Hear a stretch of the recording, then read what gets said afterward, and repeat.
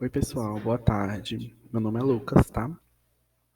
Eu sou I4, sou monitor de semiologia da turma de vocês. Vou dar uma para vocês sobre exame musculoesquelético. De antemão, eu peço perdão de barulhos ambientais, tá? É a primeira vez que eu tô fazendo isso, essa aula gravada, então já peço perdão. Primeiramente, eu queria falar um pouco da importância, certo, do exame musculoesquelético antes da gente iniciar a aula em si. O exame musculoesquelético ele é extremamente frequente, prevalente em qualquer situação, qualquer lugar que você esteja, qualquer especialidade que você faça, certo? Até nós mesmos já tivemos queixas musculoesqueléticas, né? Ou por um trauma, ou por um exercício físico extenuante, né? Ou por uma mialgia, de uma gripe, de uma arbovirose, tá? Então, é uma questão muito comum, uma questão que você vai se deparar diversas vezes. Eu tentei fazer uma aula mais concisa, não sei se eu vou conseguir, mas eu vou tentar. Então,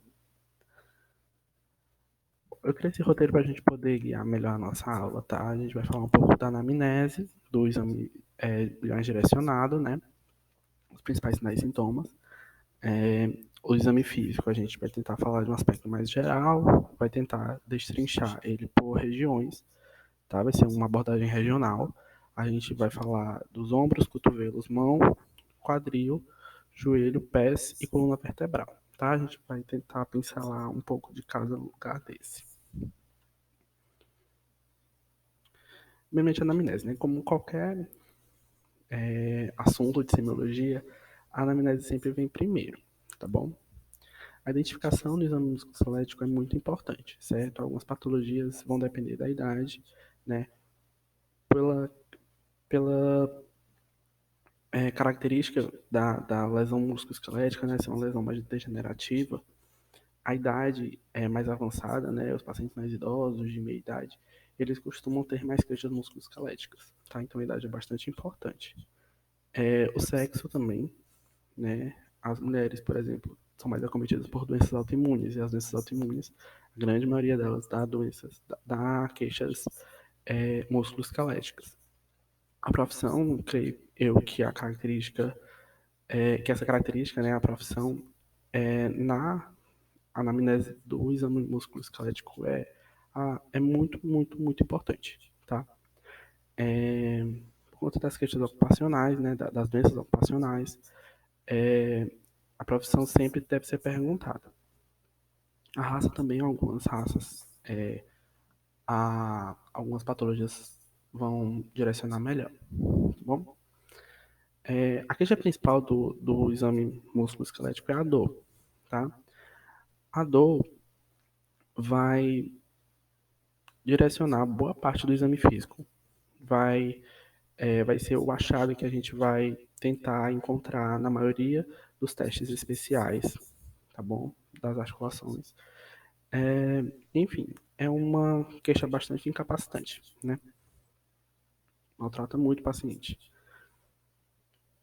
Existe um mnemônico que a gente utiliza para destrinchar, para tentar caracterizar melhor os sintomas, tá bom? Que é esse mnemônico, QT F2ADC. Não sei se os monitores de vocês já devem ter falado disso, mas esse mnemônico pode ser utilizado em qualquer sintoma, tá? Na dor é bem fácil de você utilizar. O que seria de qualidade? Qualidade é você perguntar a característica da dor, né? Como é que o paciente sente ela? Se é uma queimação, se é uma pontada, se é uma dor travada, uma dor cansada, tá? O I é de intensidade e irradiação. Intensidade você pode usar aquela escala visual de dor. Você pode pedir para o paciente pontuar de 0 a 10, né? Sempre explicando que 0 é sem dor e 10 é pior do que ele já sentiu. E essa intensidade também vai fazer com que a gente direcione melhor o nosso raciocínio diagnóstico. A irradiação pelo exame musculoesquelético está muito vinculado ao exame neurológico. A irradiação é muito presente nas queixas musculoesqueléticas, tá bom? A localização, como eu já falei para vocês, a nossa análise vai ser feita por regiões, então a localização também é muito, muito importante. Temporalidade, né? A gente vai deixar um pouquinho melhor depois. Os fatores de melhora e piora. Esses fatores de melhora e piora vão também ajudar na caracterização da dor. Fatores de melhora e piora seriam você perguntar, né? Por exemplo, se algum medicamento melhorou, se algum movimento melhorou, se algum movimento piorou, se o repouso melhora, se o repouso piora, tá? Os pacientes quase sempre têm um, um, um fator de melhora, um fator de piora associado a esse quadro, ao quadro dele, né? O A é de associados. Associados seriam sintomas associados. A gente vai falar sobre alguns outros sintomas sistêmicos que você pode encontrar nos pacientes com queixas musculoesqueléticas, tá? O D é de dimensões inconstantes, aqui vai ser mais para outros tipos de sintoma que você queira usar um mnemônio, por exemplo, uma tosse, que você vai caracterizar a cor do escarro, você não pode caracterizar a cor da dor, então são características que são encontradas em alguns sintomas e não em outros, tá bom? E o contexto é como o paciente sentiu, começou a sentir aquele sintoma, né? O que, que ele estava fazendo, o que é que estava acontecendo com ele para ele ter iniciado esse sintoma. Tá? A gente vai se atentar mais a essas características. Vou deixar um pouquinho melhor elas depois, tá certo? A dor, a gente tentar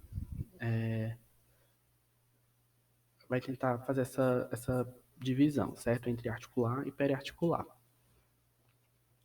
Articular vai ser a dor mais contida na cápsula articular, no líquido sinovial, na articulação em si mesmo. E a periarticular vai ser todo o resto, tá? Vai ser a, as queixas associadas aos ligamentos, aos tendões, aos músculos, aos ossos, às buças, os nervos, ou seja, todas as outras partes, né? As partes moles, ou seja, o funicular adiposo, a pele subjacente, tá?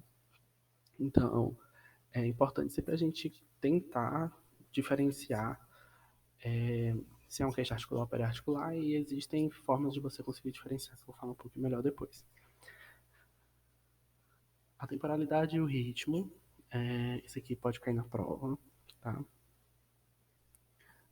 Queixas agudas, né? São menor que 2 semanas, queixas subagudas entre 2 a 6 semanas, queixas crônicas maior que 6 semanas, certo? É sempre importante a gente ter a caracterizar, porque algumas patologias vão ser de caráter mais agudo e outras de caráter mais crônico, tá?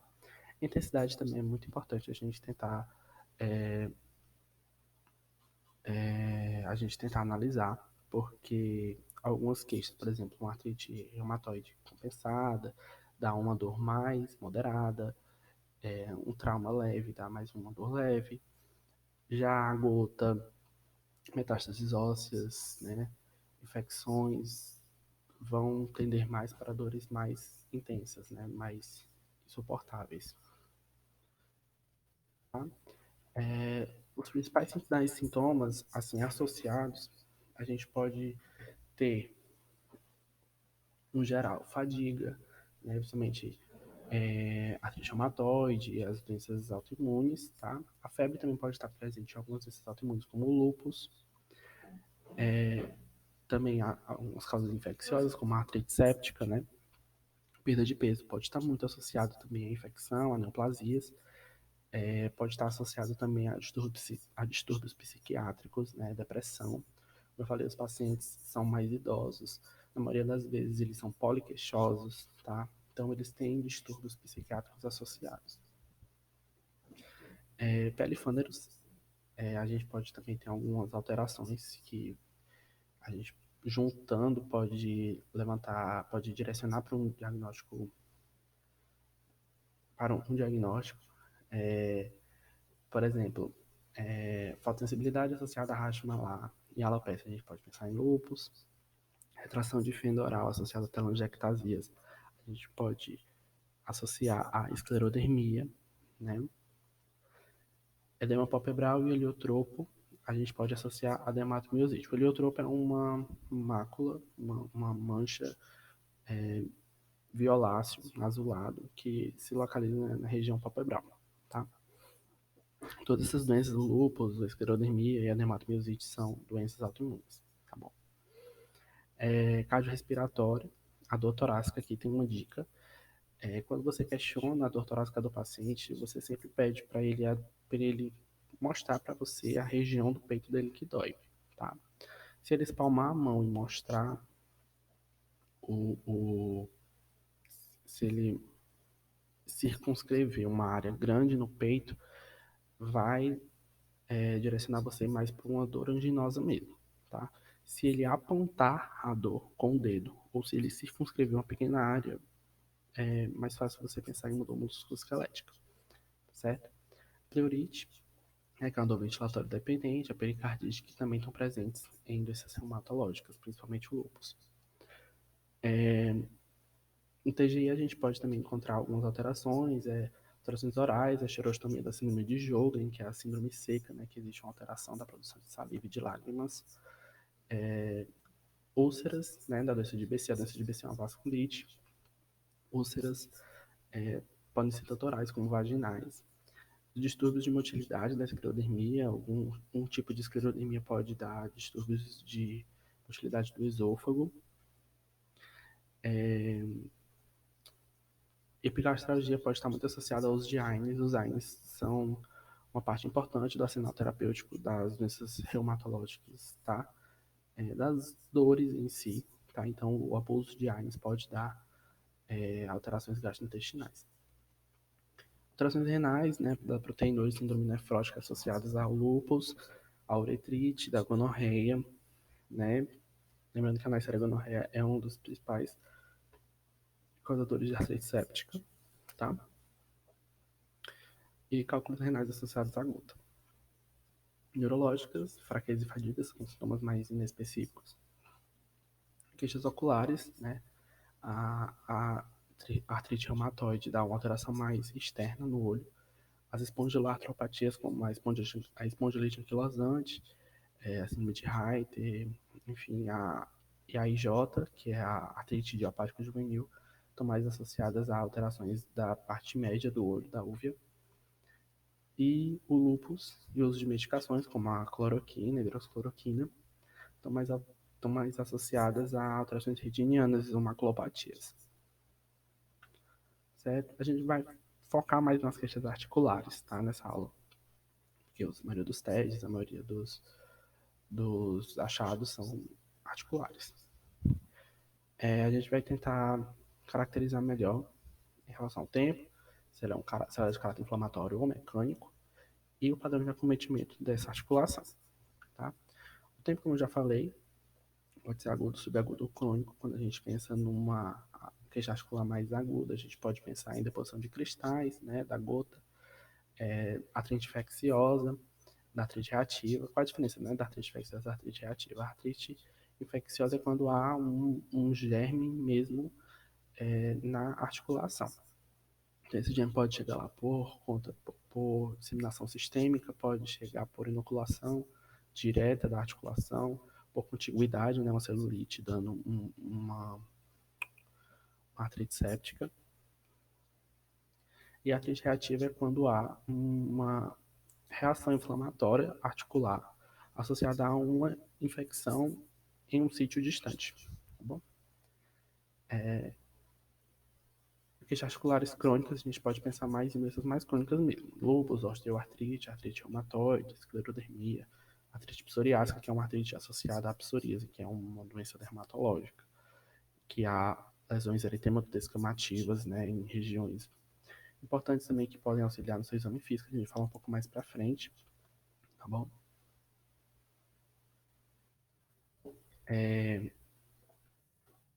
Uma forma também muito importante, pode cair na prova de vocês também, para a gente conseguir diferenciar se as queixas articulares são de caráter inflamatório ou mecânico, tá? O ritmo e os fatores de melhora e piora vão conseguir diferenciar bem esses dois tipos de acometimento, tá bom? O ritmo, por exemplo, as dores inflamatórias, elas são, elas são piores durante a manhã e, e à noite, né, quando o paciente repousa, e melhoram conforme o dia vai passando. né, conforme o paciente for se movimentando. Boa parte dos pacientes até fala, doutor, eu senti que a dor melhora quando o meu sangue esquenta, né? Quando ele levanta, faz alguma atividade, ele percebe que a dor melhora. Então, isso é uma característica muito importante das queixas articulares inflamatórias, tá?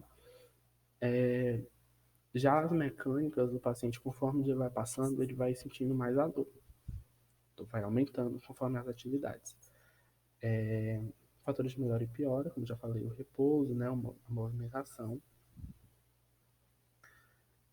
A rigidez matinal também é uma característica muito importante. Você sempre deve perguntar para os pacientes com queixas articulares, para você conseguir fazer essa diferenciação também. A rigidez matinal, o paciente relata que acorda travado, com a articulação travada, e o seu questionamento deve ser: quanto tempo demora para o senhor destravar? Se ele falar que demora mais de uma hora, faz você pensar mais em uma dor inflamatória. Se ele falar que demora menos que uma hora, pode, você pode atentar mais para um caráter mecânico, tá? E, além de sinais associados, né? Sinais logísticos de edema, de rubor, né, da articulação. Os acometimentos aqui também pode cair na prova de vocês, tá? Saber caracterizar o que é uma monoartrite, as principais patologias que se apresentam como monoartrite, né, que a gota, a artrite infecciosa, o trauma, oligoartrite, que são acometimentos de duas ou três articulações, muito presente na artrite psoriásica, na IJ, né, a artrite idiopática juvenil, pálsio articular, que é um dos tipos, e a poliartrite a gente vai diferenciar um pouquinho melhor, porque é o acometimento de mais de três articulações. Existem algumas características das poliartrites, a gente pode caracterizar elas como aditivas, né, quando as articulações vão se somando. Então, vamos supor que, primeiramente, aparece uma dor no joelho direito, essa dor vai para o tornozelo direito, depois aparece no cotovelo, tá? Então, as dores articulares vão se somando. Está muito presente na artrite reumatoide, no lúpus, tá bom? Migratórias é quando as dores ficam saltando de articulação, né? Vão aparecendo pingado, pingado mesmo. Aparece primeiro, por exemplo, no joelho, depois desaparece no joelho, aparece no tornozelo, depois desaparece no tornozelo, aparece no ombro, tá? A dor vai, o cometimento articular vai saltando de articulação. Está muito presente na febre reumática, tá? E na artrite gonocócica.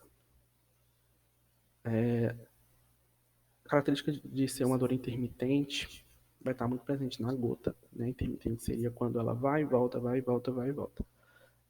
A paciente melhora um tempo, depois a dor volta na mesma articulação.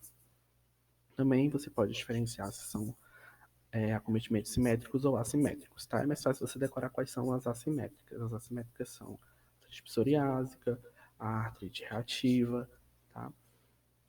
As outras, artrite reumatoide, lúpus, osteoartrite, aparecem mais como poliartrites simétricas. Aqui a gente tem um algoritmo, tá? Da queixa musculoesquelética. Você pode ver que ele sempre tenta caracterizar, né? Se é uma dor articular, se não é articular, se é uma dor crônica ou aguda, se é uma dor, quantas articulações estão acometidas, se existe um envolvimento simétrico ou assimétrico, se existe envolvimento de algumas articulações específicas, se o padrão é aditivo, migratório, tá bom? Então, essa parte de caracterização é muito importante para qualquer queixa musculoesquelética. O exame físico que a gente vai usar, principalmente da inspeção e da palpação, né, a percussão e a ausculta, como vocês podem pensar, não faz muito sentido, tá? A percussão e a ausculta vão estar presentes no exame musculoesquelético, mas mais associados aos outros tipos de exame físico, tá? Você fazer um exame cardíaco para detectar uma pericardite, você fazer é, um exame abdominal, tá? Então, um exame vascular, né, palpação de pulso, vai estar muito mais associado às outras queixas, né? Como eu já falei, existem várias outras queixas sistêmicas que podem estar associadas às alterações musculoesqueléticas, tá? Existem alterações mais gerais, que são principalmente alterações inflamatórias, né? A gente pode pensar na tumefação, vê se meu mouse aparece, acho que aparece. Tumefação, o rubor e o calor e o derrame, tá? Qual a diferença, né? O rubor e o calor, já podem pensar, é quando há essa vermelhidão, né, da região associada ao calor, já que a articulação, na maioria das vezes, ela é uma localização mais fria do corpo, tá? Então não é para ela ser quente. Qual a diferença de tumefação e derrame, né? A tumefação é quando existe um acometimento mais das partes moles, né, mais periarticular. E o derrame é quando há um acometimento mais articular mesmo, da cápsula articular. Aí como é que eu faço essa diferenciação? Né? Na maioria das vezes é muito difícil, porque uma costuma levar a outra, né? Um derrame, às vezes, por continuidade dá uma tumefação, e a tumefação, às vezes, por ela englobar boa parte da articulação, você não consegue delimitar um derrame, tá bom? E na maioria das vezes elas estão associadas mesmo. Tá? No exame físico também geral, a gente pode encontrar algumas coisas. As deformidades, principalmente na inspeção. As deformidades são alterações da estrutura normal daquele lugar, daquela articulação, daquele osso, tá? Deformidades comuns são deformidades da coluna, por exemplo, a escoliose, a cifose. Outras deformidades são as displasias ósseas, né? Causam alterações de crescimento dos ossos e tudo mais. Ruídos, né? A gente consegue ouvir alguns ruídos também durante a inspeção ou palpação, que são os estalos. Os estalos são ruídos mais altos, na maioria das vezes únicos. Eles estão muito associados a lesões de menisco, estão associados a deslizamento de tendões de preeminências ósseas, né? Alguns estalos são até fisiológicos, tá bom? E os crépitos são tons mais frequentes, né? São inúmeros e aparecem com a frequência mais aumentada, né? Já que os estalos são únicos. Os crépitos vocês podem tanto ouvir como sentir, e os crépitos estão muito associados à presença de incongruência, na verdade, de superfícies ósseas, tá? Está muito associado à osteoartrite. É sempre bom você descrever se você sentiu crépito durante o seu exame físico. Mobilidade, a gente vai poder falar um pouquinho melhor. Mas algumas alterações de mobilidade, a limitação de movimento. A limitação de movimento aparece quando o paciente, como o nome já diz, né? A amplitude daquela articulação está comprometido, né? Ou ele não consegue fazer completamente, ou ele tem muita dificuldade, tem muita dor para realizar o movimento, tá? Os bloqueios, que é quando há uma parada abrupta do movimento mesmo, está muito associado a traumas, a lesões neurovasculares, tá bom?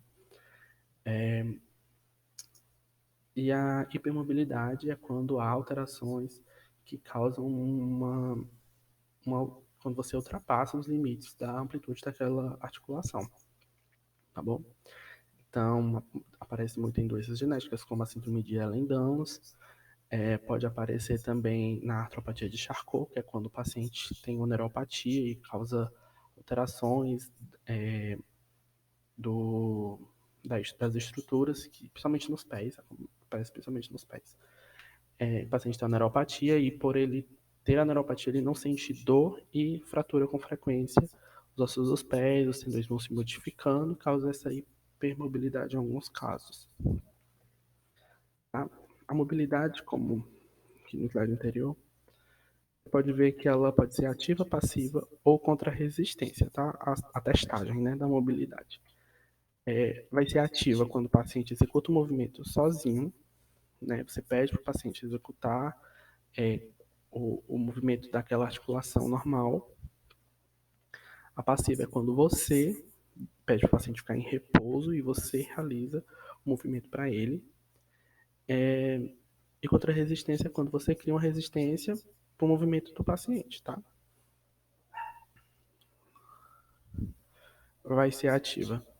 Gente, desculpa, a cachorra tá latindo. Eu não acredito.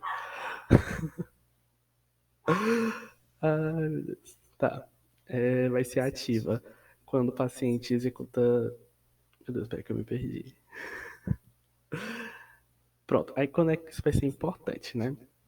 Vai ser importante porque a mobilidade ativa presente vai falar contra aqueles achados que a gente falou antes, né? Da limitação de movimento, do bloqueio, tá? E você vai poder avaliar até quanto o paciente consegue mexer, até quanto é incapacitante aquela alteração articular. Passiva vai fazer com que você pense se é uma alteração articular ou se é uma alteração periarticular, tá? Então, a presença ou ausência de dor à mobilização passiva fazem você pensar fazem você diferenciar melhor esses dois tipos de acometimento. Se houver dor à mobilidade passiva, o paciente provavelmente tem uma dor articular. O acometimento dele é articular. Se não houver dor à mobilização passiva, provavelmente a alteração dele é periarticular. Por quê? Porque a mobilização passiva é o quê? Você fazendo o movimento para o paciente, tá? A maioria dos movimentos tem o auxílio muito presente das estruturas periarticulares, certo? Então, quando você realiza um movimento do paciente, você está meio que anulando a presença, né, a função dessas estruturas. Então, se você fizer um movimento para o paciente e ele não sentir dor, você anulou a função, ou seja, a, a dor é periarticular, né? Já que você anulou e ela sumiu. E contra a resistência, essa mobilidade contra a resistência vai ser muito presente nos exames, nos testes especiais, tá?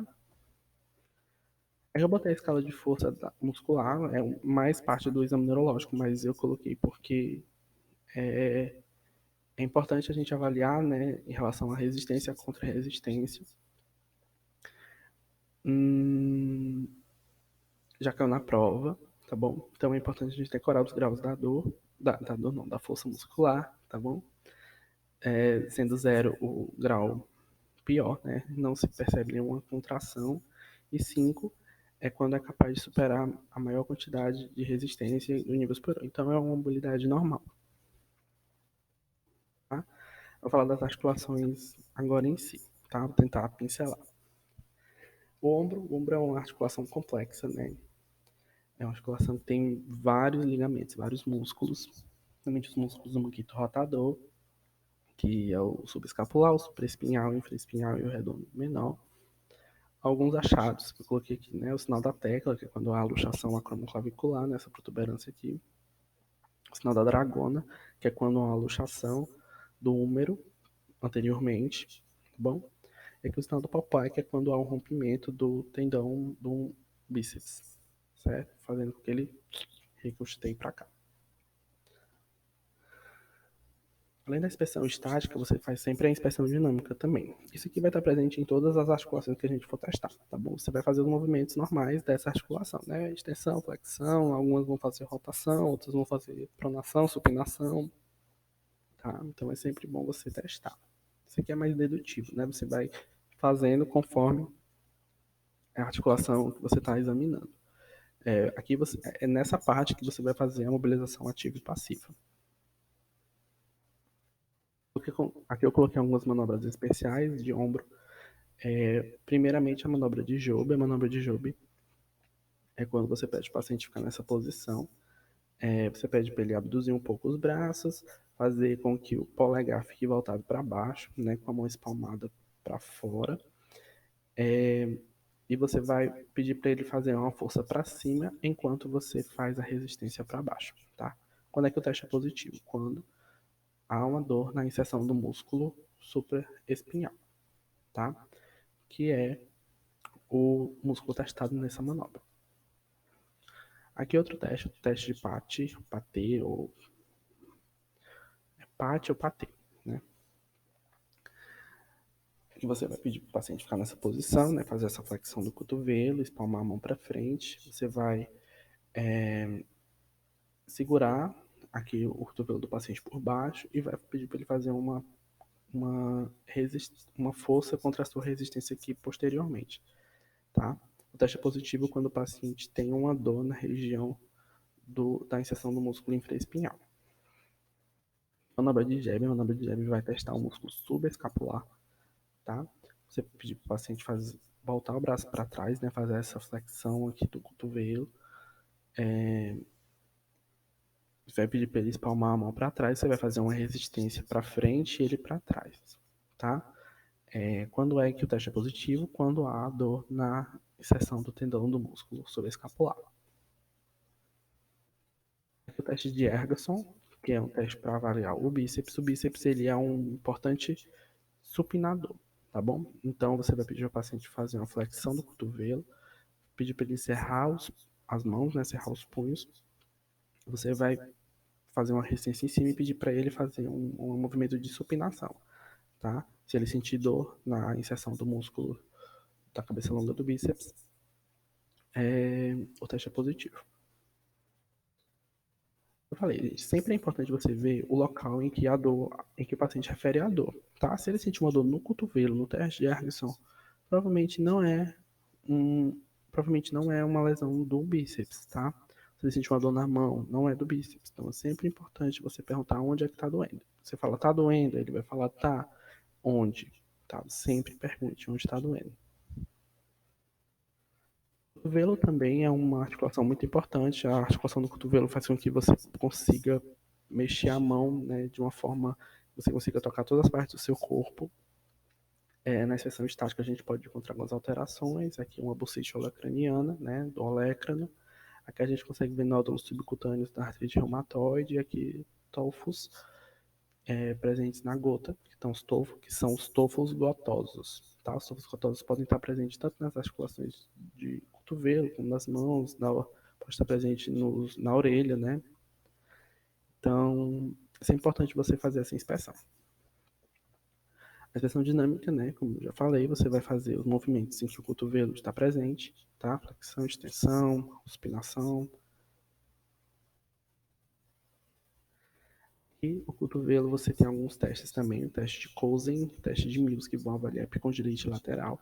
O teste de Cozen é esse, em que você pedir para o paciente fazer essa flexão do cotovelo, pedir para ele pronar a mão, né, cerrar os punhos e fazer uma resistência contra a sua mão aqui, tá? O paciente vai referir dor nessa inserção dos músculos extensores do antebraço, né, das mãos, tá? Sugerindo o diagnóstico de epicondilite lateral.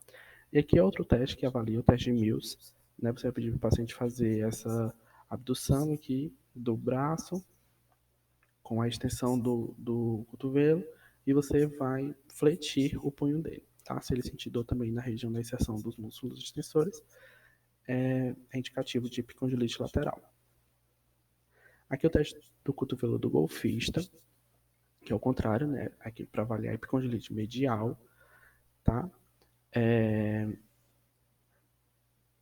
Esse teste é parecido com o teste de Mills, tá? A diferença é porque o teste de Mills você vai fazer uma flexão do punho e aqui no teste de Cozen, no teste do cotovelo do golfista, você vai fazer uma extensão do punho, tá?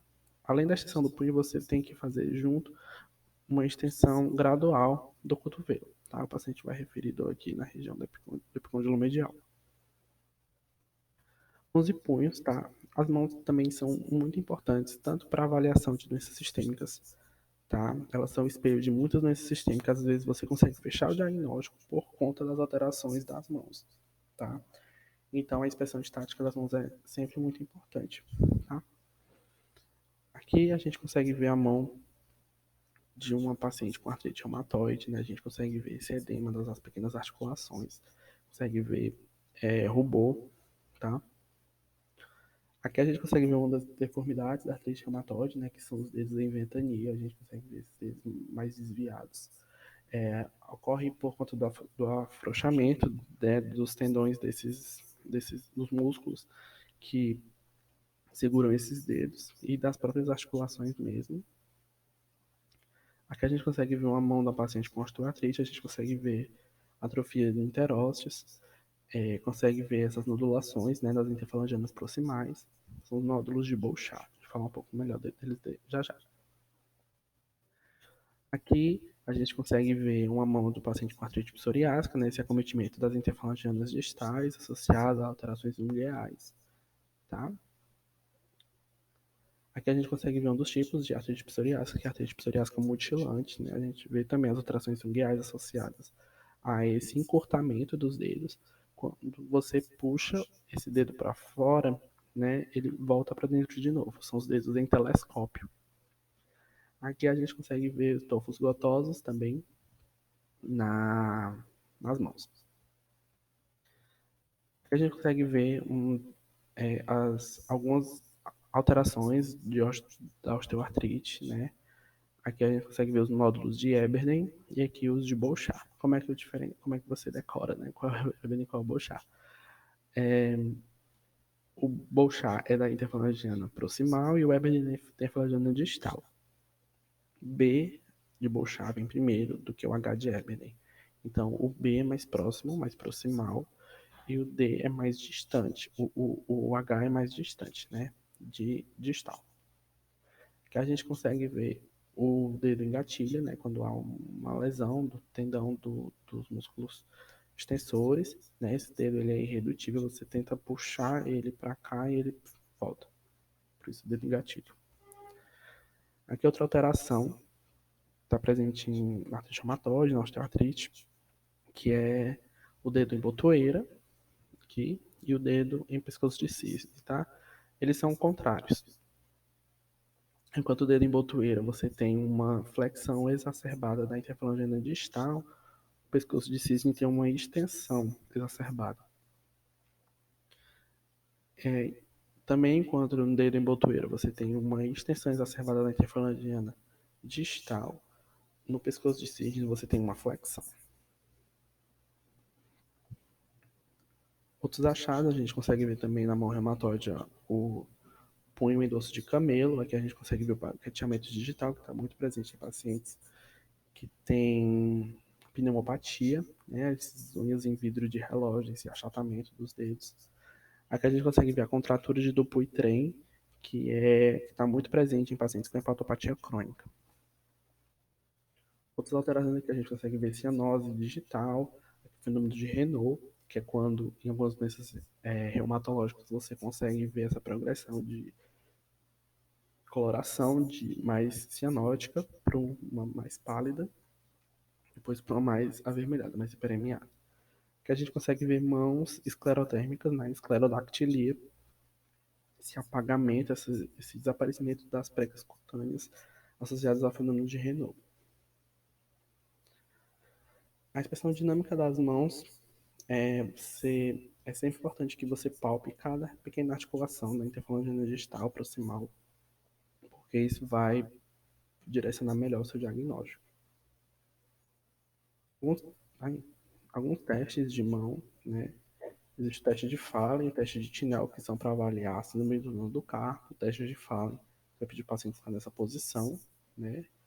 Fazer essa abdução e esse posicionamento dos dorsos das mãos juntos.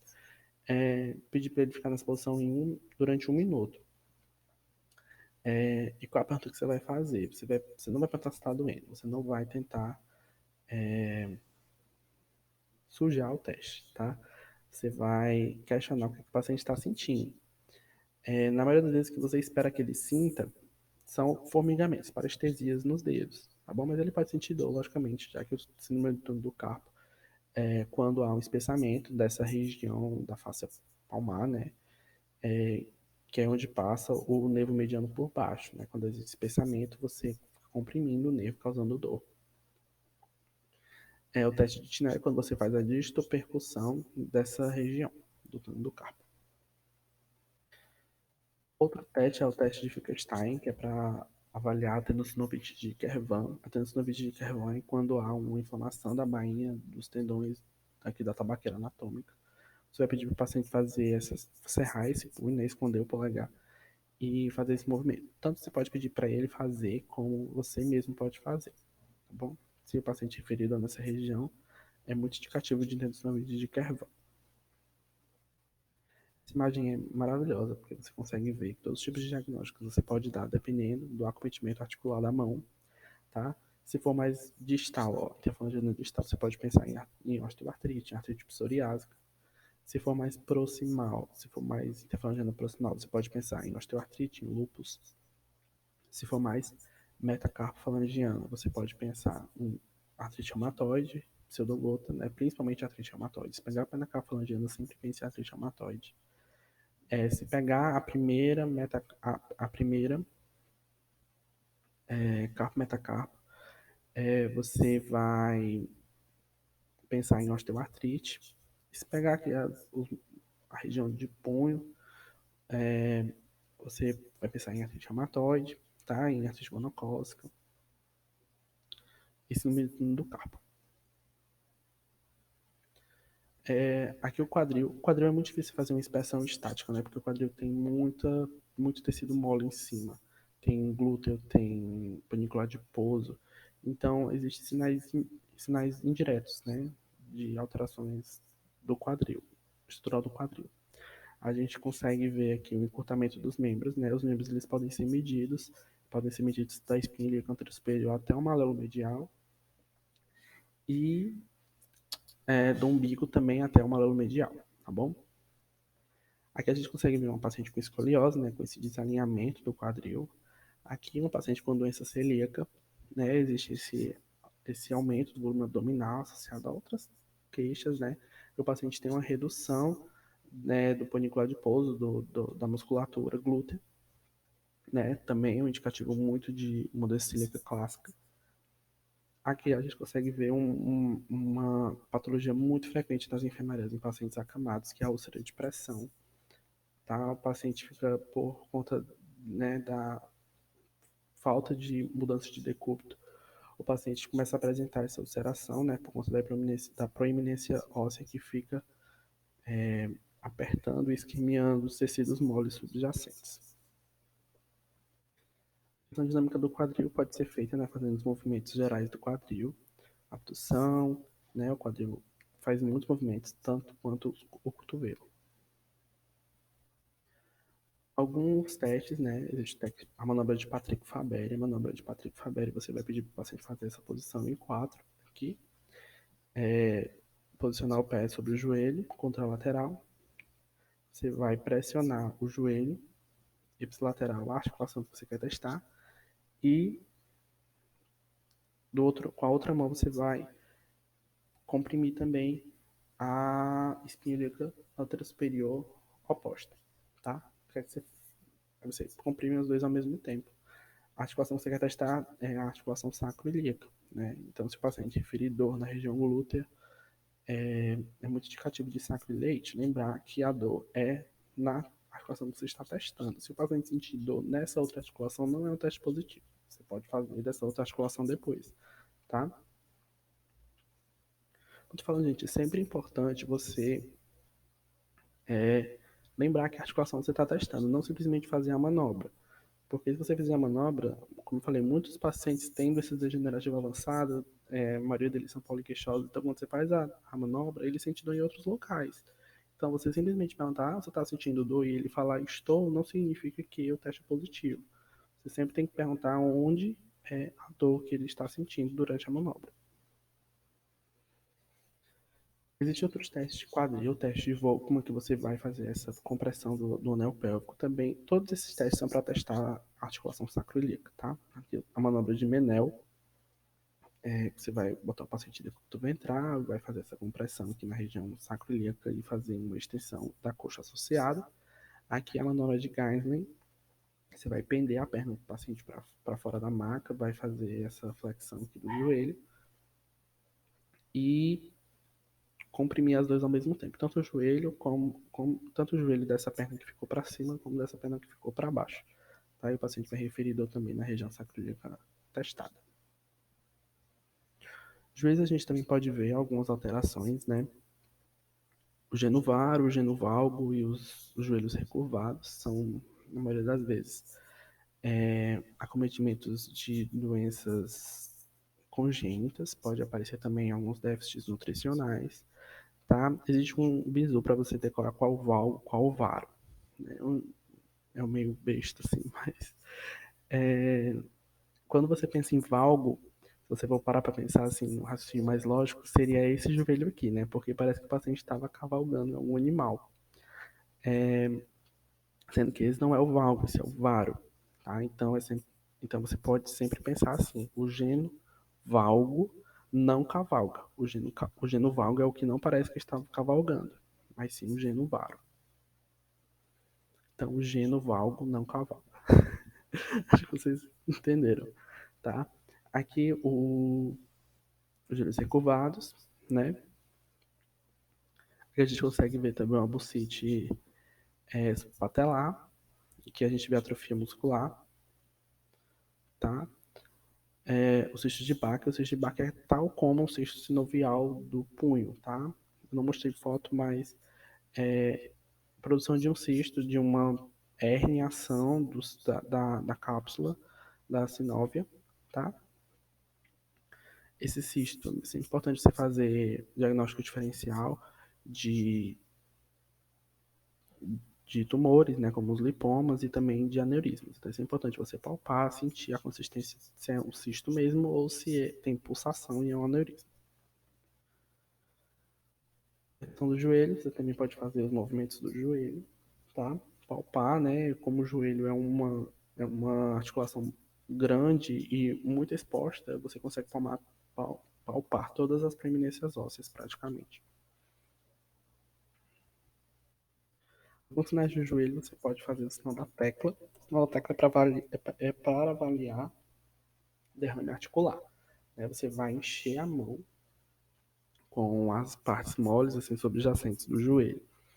Com a outra mão, você vai pressionar a patela, tá? Então, você pressiona e você tem que perceber se a patela entra, afunda e depois ela volta. Né? Você vai sentir essa flutuação da patela. É indicativo de derrame articular. Existem outros testes também para avaliar lesões meniscais. O teste de McMurray, que é esse que o paciente fica em decúbito dorsal. E o teste de Apley, que é esse que ele fica em decúbito ventral. Você vai fazer uma compressão, né? Tanto aqui com a sua própria mão, como aqui com a maca. E você vai fazer uma rotação interna ou uma rotação externa. A rotação externa vai avaliar o menisco medial e a rotação interna vai avaliar o menisco lateral. Então, se você fizer uma rotação interna e o paciente sentir dor durante o movimento, é provável que ele tenha uma lesão meniscal do menisco lateral. Existem os testes nas gavetas também, talvez vocês tenham visto isso no locomotor, não sei. Mas o teste da gaveta é para avaliar os ligamentos cruzados, tá? O teste da gaveta anterior para avaliar o ligamento cruzado anterior e o teste da gaveta posterior para avaliar o ligamento cruzado posterior. Você vai pedir para o paciente fazer essa flexão do joelho, você vai sentar em cima do pé do paciente, né, na maca, e você vai puxar a tíbia para frente no teste da gaveta anterior e empurrar a tíbia para trás no teste da gaveta posterior. Os pés têm algumas alterações, principalmente as alterações congênitas, né? O pé varo, que é quando existe essa inversão do pé. O teste valgo, que é quando existe essa eversão. O teste pé queen, que é quando o paciente anda na ponta dos pés. E o pé calcâneo, que é quando o paciente anda com os calcâneos. Algumas outras alterações de inspeção, a gente consegue ver aqui uma dactilite, né? Um dedo em salsicha da gota. A gente consegue ver esse hálux bem aumentado de volume, né? Comparado ao outro. Com esse robô, esse robô local, né? Chega a estar brilhando. Aqui a gente consegue ver hiperceratose plantar, né? Um calo, que a gente consegue ver lesões de psoríase nas regiões de planta dos pés, né? Então pode estar bastante associado à artrite psoriásica. Aqui a gente consegue ver uma intesite, né, um aumento na região da inserção do tendão de Aquiles, intesite do tendão de Aquiles. Aqui a gente consegue ver o hallux valgo, né, que é o joanete, tá, que é quando existe essa luxação aqui do, do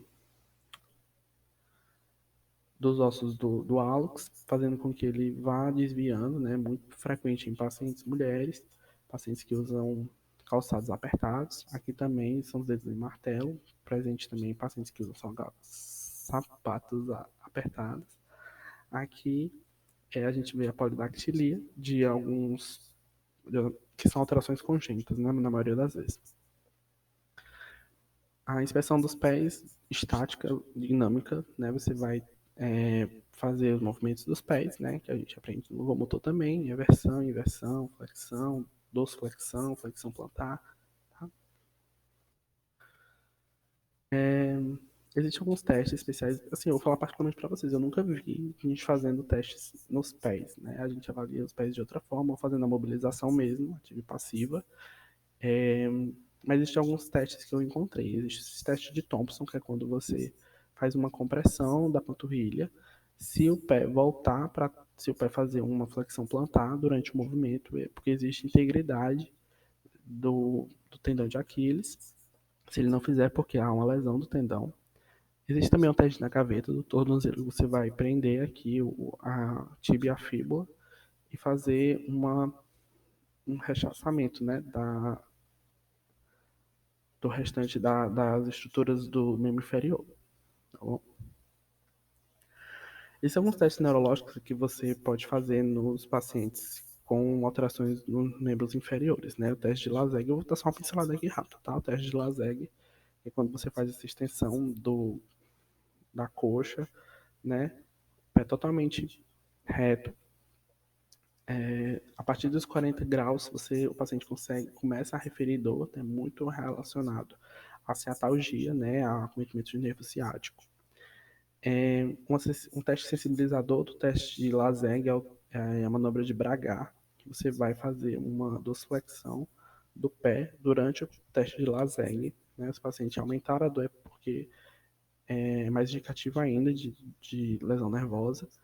O sinal de Kernick também para avaliar meningismo, tá? Você vai fazer parecido com o teste de Laseg, mas você vai fletir um pouco o joelho. É sempre importante também você avaliar as marchas, a marcha do paciente, né, e a força muscular, como eu já falei para vocês, tá?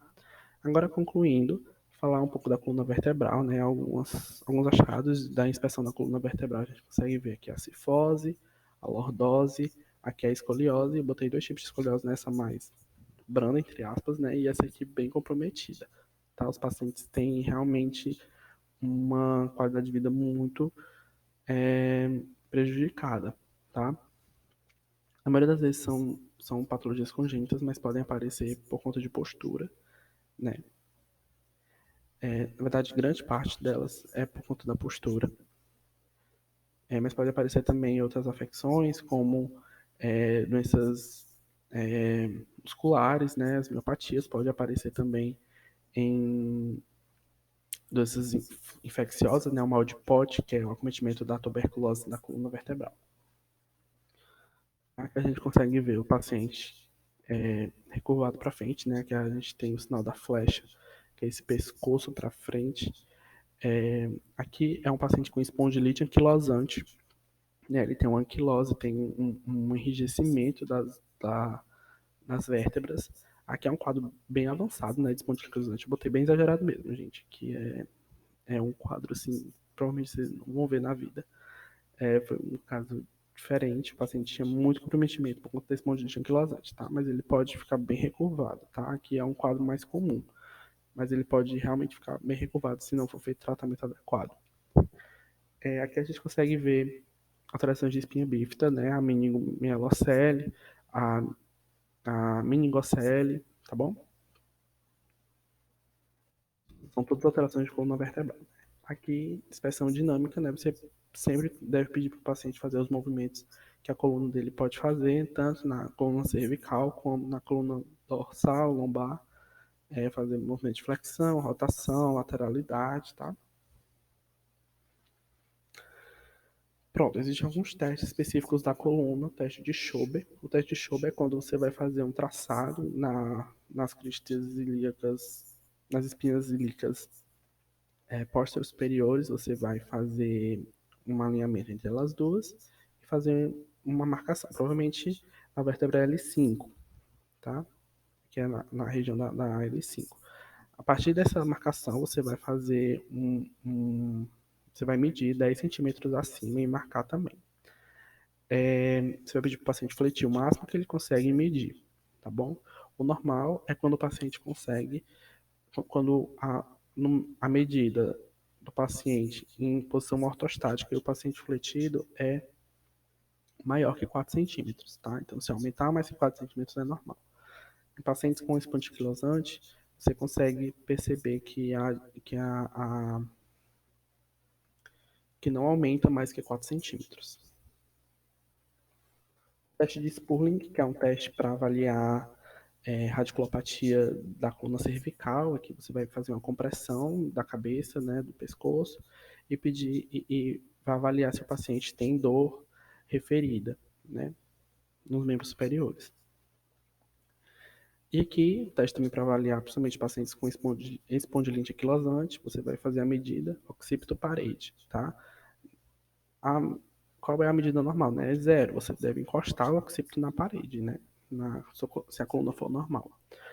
E também você pode fazer a medida tragus-parede, né? Que a medida tragus-parede deve ser menor que 15 centímetros normalmente. Pronto, gente, é isso. Assim, os testes são muito complexos, né? Tem muitos epônimos. a, a, a reumatologia e a ortopedia não aceitaram muito bem aquela questão de retirar epônimos. Mas, como vocês podem ver, é muito importante os pacientes. Você sempre vai ter que avaliar, mesmo que você faça um exame mais dedutivo, né? Você faça um exame mais testando mobilização, vendo qual é o comprometimento daquela articulação, tá? Enfim, gente, é isso. Eu acho que eu acho que eu consegui pelo menos falar o que eu acho que pode cair na prova de vocês, tá bom? E é isso, não vou estender mais. Obrigado.